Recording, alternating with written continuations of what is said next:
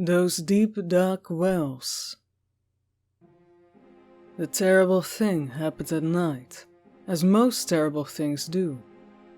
While I clicked away at my home job as transceptionist, I often watched the boys playing in the backyard. They'd be at it for hours, acting out some scene with foam swords and plastic guns, only stopping when the sun left to rise somewhere else. Seeing Mason happy made me happy. He'd finally found a friend. His father left us when he was 6 months old, and, more or less, held no role in his life.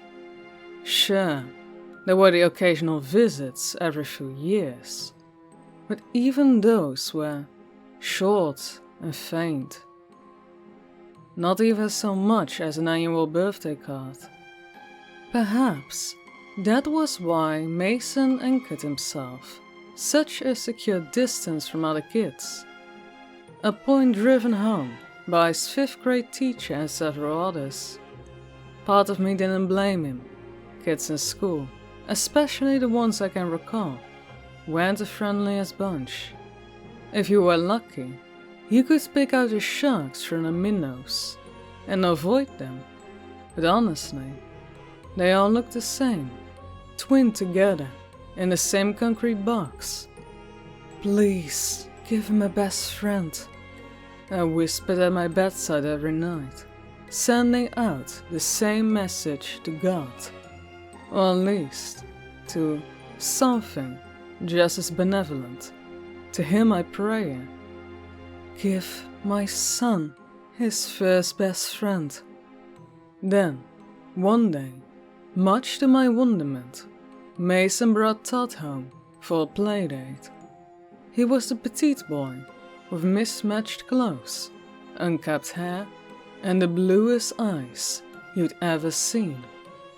I was ecstatic, relieved that my son had finally cracked open his shell and found a buddy.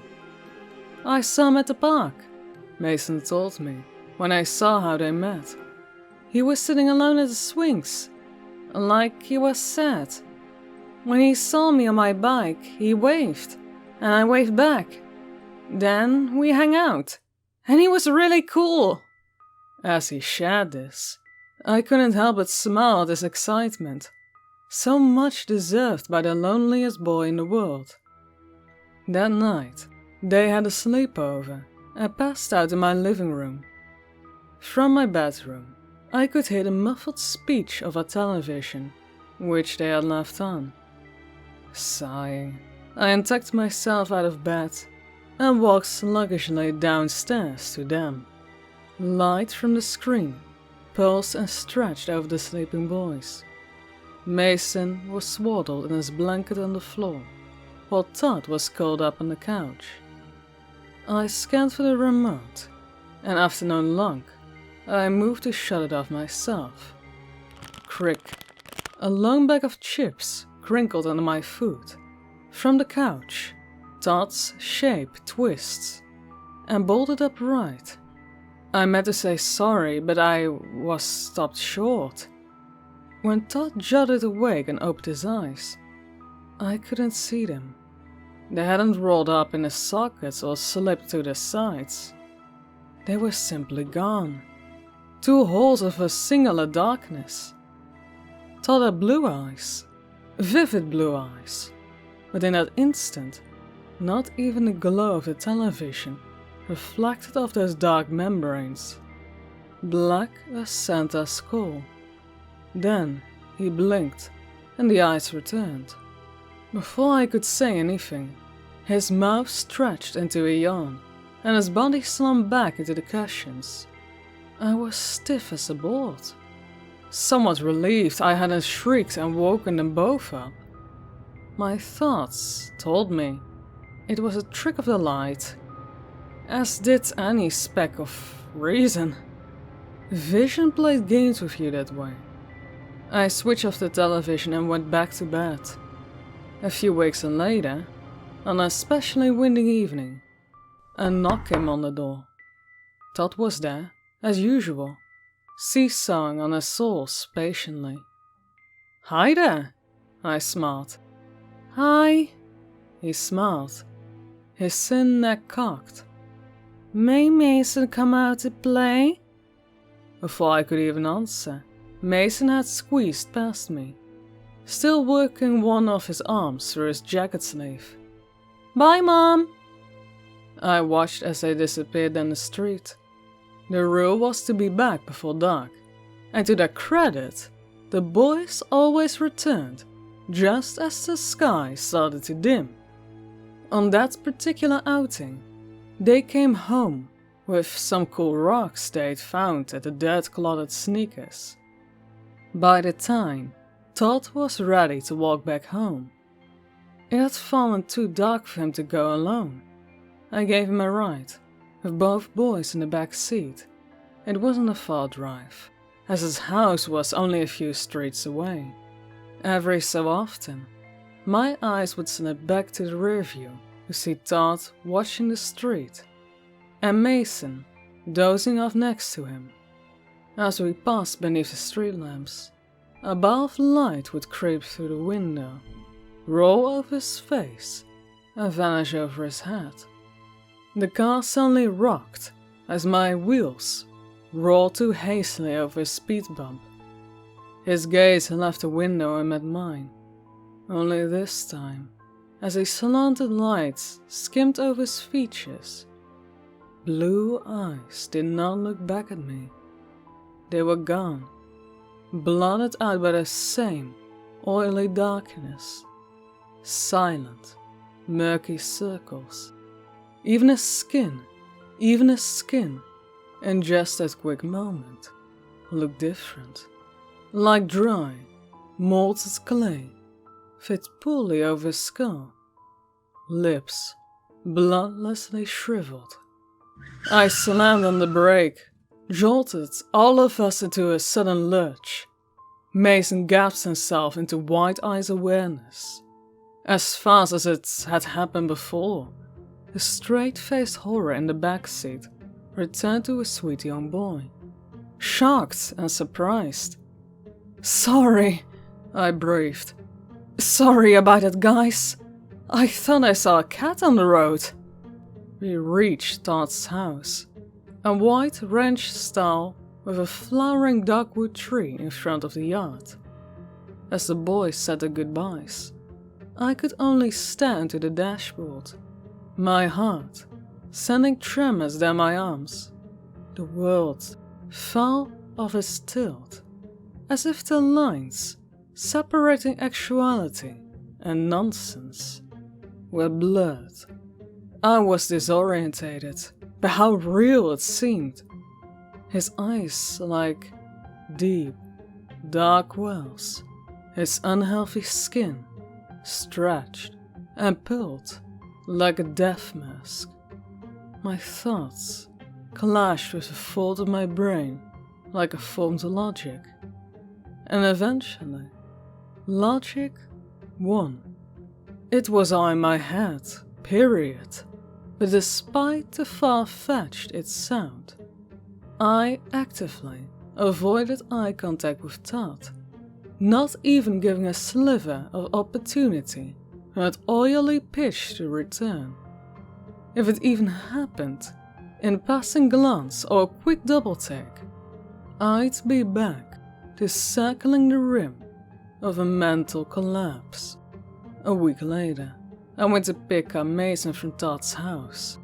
I pulled up along the curb, texted, "I'm here," and waited there for some time. There was no sign he'd read my message, nor did he answer any of my calls. When I got tired of waiting, I twisted the key out of my ignition and made my way up the slim walkway. The house was missing a great deal of shingles, which scared its roofline in dark patches. The rain gutters were clogged and stunk of decomposing leaves. I knocked briskly and waited. The door unlocked, held only partially open by a door chain. "Yes?" A face peeked out and asked. His voice was nasally, like it was lodged somewhere in his throat, right in the pit of it. "Hi, I'm Holly, Mason's mom, here to pick him up." The door closed and then opened fully as the chain slid out of his holder. The man on the other end was lanky, with unset baldness, winding his forehead, his eyes tired and heavy.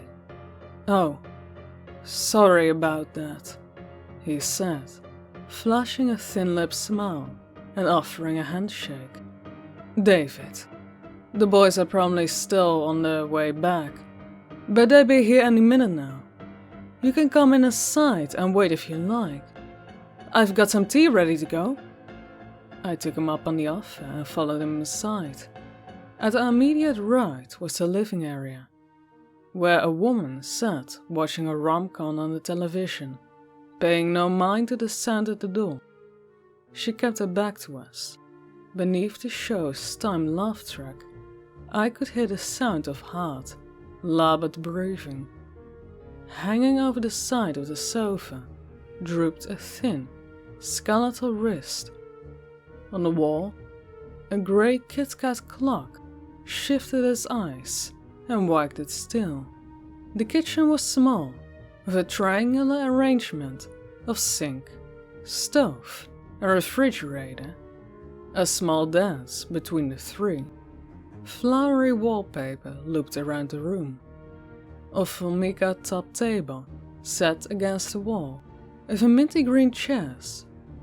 I took a seat in the one David retrieved from the cup from the cabinet. The smell of light orchard drifted through the air. "I hope you like green tea," he said quietly, as he filled the cups and brought them over. "A green is fine," I replied, taking the cup from him. "Thank you." He planted himself in the chair. "They're really fond of each other, aren't they? The boys, I mean." "I'd say so. You can hardly keep Mason away." I laughed. By this point, I had noticed the dark pouches beneath his eyes more clearly. In fact, his overall appearance seemed to hang in a mournful sack.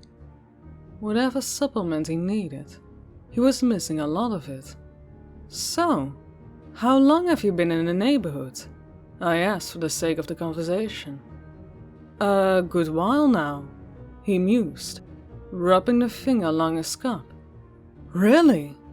I'm surprised Mason didn't meet Todd sooner. Our houses aren't far from each other." "Todd?" he asked, as though needed a moment to remember his own son's name. "Oh, yes. That's pretty surprising. He gets around." "Mason never sees him at school? Does he go to a different district?" A line creased his mouth. "School, well, we..." From the living room, a harsh, guttural coughing reached us. David's neck swiveled towards the sound. "Excuse me, my wife needs me." He left his chair and hastily went to her. Not too long after that, the front door opened as Todd and Mason arrived. As we said our goodbyes to David and his silent wife, he clasped my hand in a tight shake. "It was nice meeting you, Holly. Really, it was." When he released his grip, I realized something was left in my palm. When we were back in the car, I folded it open. "What is that, Mom?" Mason asked. "Nothing, sweetie." I smiled back at him, placing the crumbled note in my lap. A phone number, a time to call, and the words, "help," scribbled onto a loose leaf. It was nightfall when I unfurled and read it again.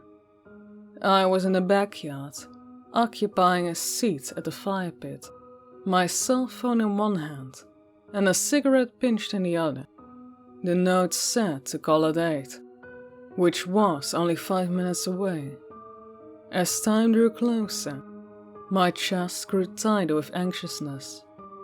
Moments ago, I'd snuck into my own room, pulled out the bottom shelf of my dresser, and unearthed a pack of Marlboros hidden there. 3 years I'd been without them, and 3 years I'd kept my promise to Mason to stop smelling like an ashtray. But tonight, shamefully, they were the only thing holding me together. When the clock on my phone pulsed 8, I took a long drag on the cigarette and dialed the number. The tone chirped in and out a few times. I finally connected. "Hello?" David's voice chattered on the other end. "Who is this now?" My heart rattled in my throat. "It's Holly, Mason's mom?"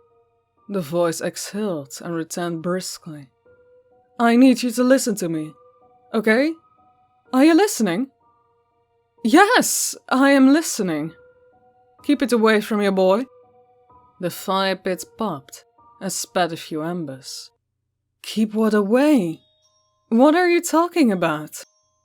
"Listen," he snapped, a manic weight to his words. "Don't let Mason come over anymore. It isn't safe for him. Don't even let him go here. You have to stop this now." I twisted my neck back towards the house, and I leaned forward in my chair. "Are we talking about your son right now?" "Isn't my son," he scorned. "Not at all. Not in any way. You need to calm down. If you need help, I can call the police." "No, no police," he screamed, his voice so tight and stressed that it splintered on the other end. "It will take more from her if you do that. My wife, she can't handle it anymore. It's taking something from her. Taking something from me. We can't get rid of it now. It's too late for us. But not for you. You can stop this." He started to weep and muttered to himself. "It came to our door to use our phone. Why did we let it in?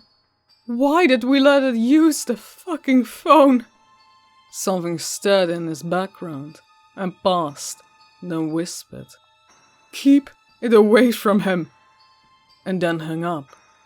I'm not sure how long I sat out there, but it was long enough for the flames to shrink into a powdery mold.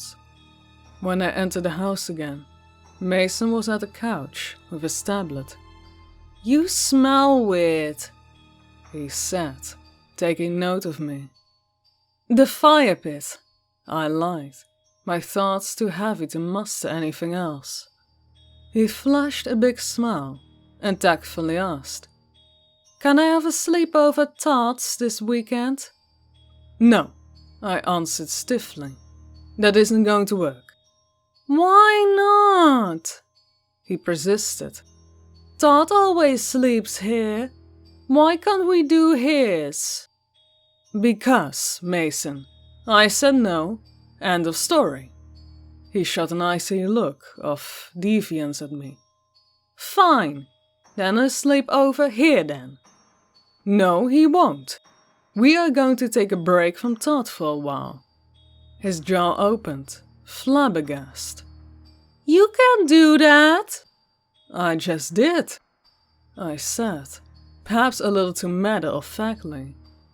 As I walked back up the stairs, I could feel the burn of his eyes, watching me on every step. Both of our nights were ruined. David's deranged garble on the phone sat with me for the rest of the night. I had no idea what to do, what to fix, what to think. Keep it away. It isn't safe for him. The message, so vague but desperately clear. I had to keep Mason safe. That was all that mattered. The next day, after Mason was back from school, I set him down on the couch. I am sorry for last night, I said. I was very stressed, but that is not the way I want us to speak to each other again. Okay?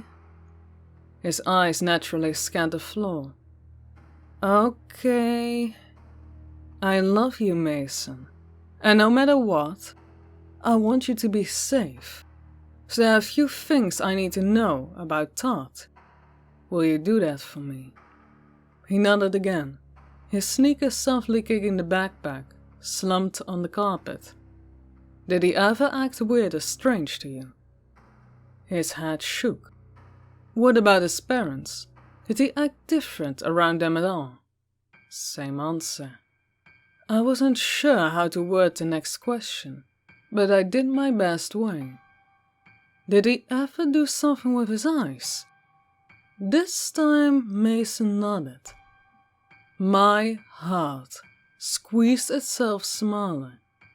I wanted so much to change the subject, to retreat to the kind Candace of sanity.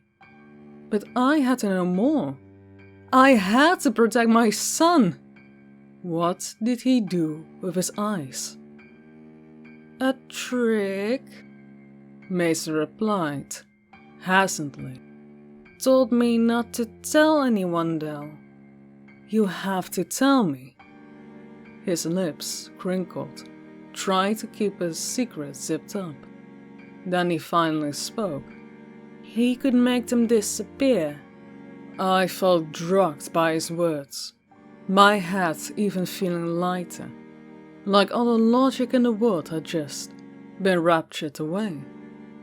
You did see them, my thoughts repeated. You did see the deep, dark wells.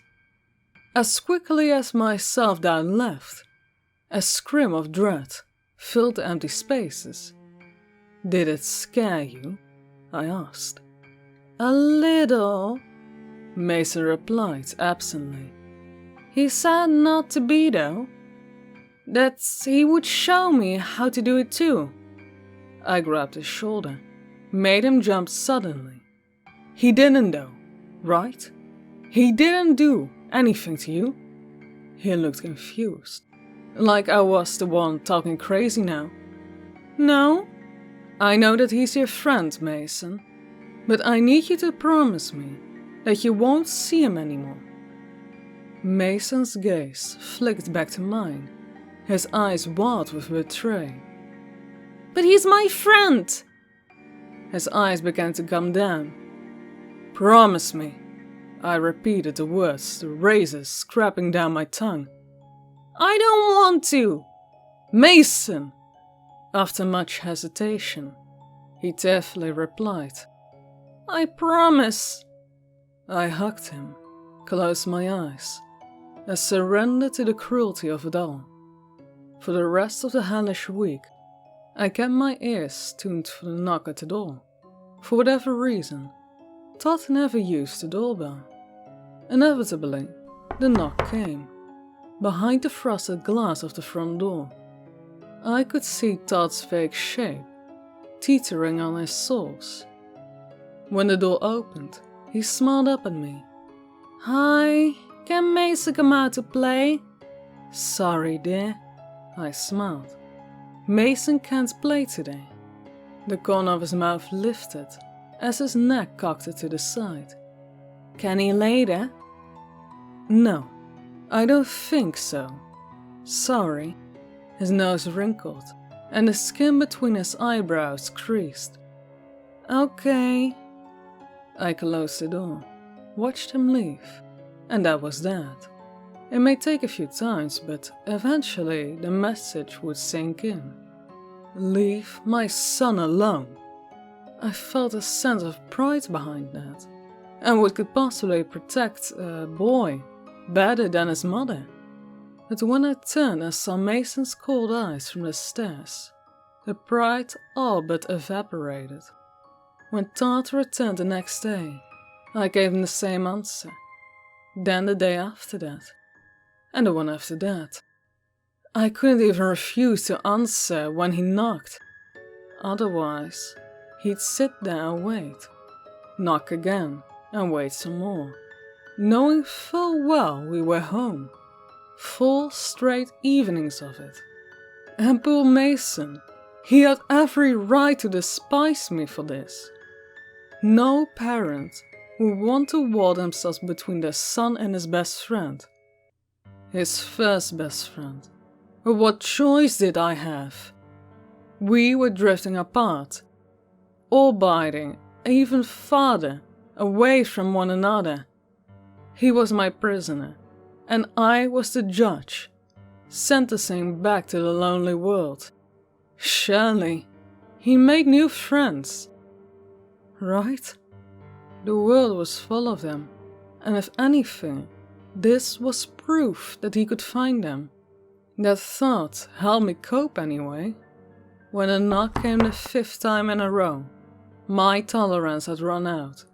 That wasn't catching on, and to make matters more irritating, it was 8 or so at night this time.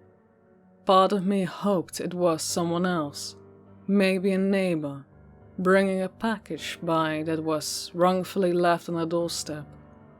But I knew better than that, and I was not allowing this to go any further. Mason was doing his homework at the kitchen table when I passed by him. No acknowledgement whatsoever. When I pulled the door open, Todd was standing beneath a porch light, both shoulders hunched over his ears, though expecting me to smack him. And perhaps verbally that was what I did. "Go home," I said assertively. "We're done. No more of this, alright?" "Can Mason come out to play?" he asked sorrowfully, as though it weren't dark at all. "No, Todd, he can't. And he won't the next day, or the next. Now, go home and stay there." His small arm rubbed the sleeve nervously. "It's really dark. I don't want to walk home alone. Can I use your phone to call my parents?" I felt absolutely cruel, but I also knew the game he was trying to play. You walked here on your own. You can walk back on your own. Then as I moved to close the door and end the conversation, Todd made his eyes disappear. The darkness washed over him, quickly, and seemed actually to curdle in his eye sockets.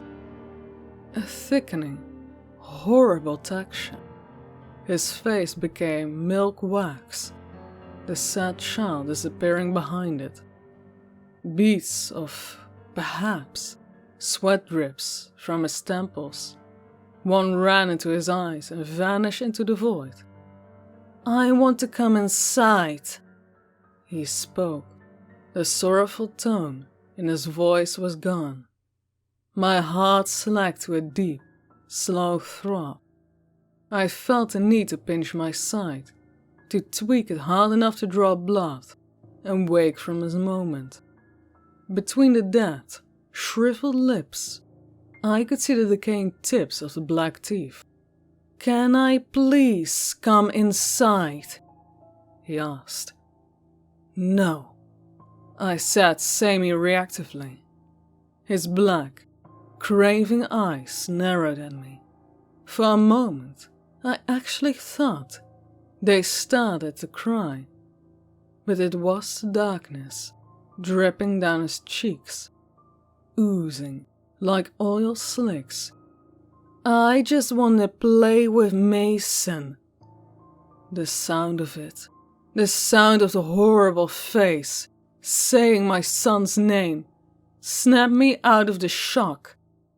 I slammed the door close and quickly locked it. Mason stood stiffly in the kitchen. His expression was only a shimmer of consciousness, vacant as a sleepwalker. "Mason, look at me, honey. It's all okay. Everything is going to be okay." But his unfocused eyes were not facing me. 3 firm knocks came from the door. When I turned to face it, a dark shape lingered behind the frosted glass. A tall figure, taller than any adult, was hunching to look inside, and from behind a single pane that separated us, its vague shape didn't move.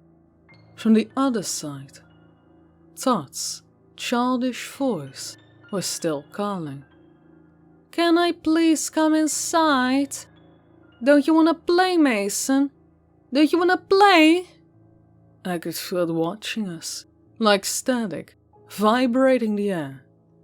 When I tried to move Mason, he refused to budge, staring emptily towards the evil thing behind the glass.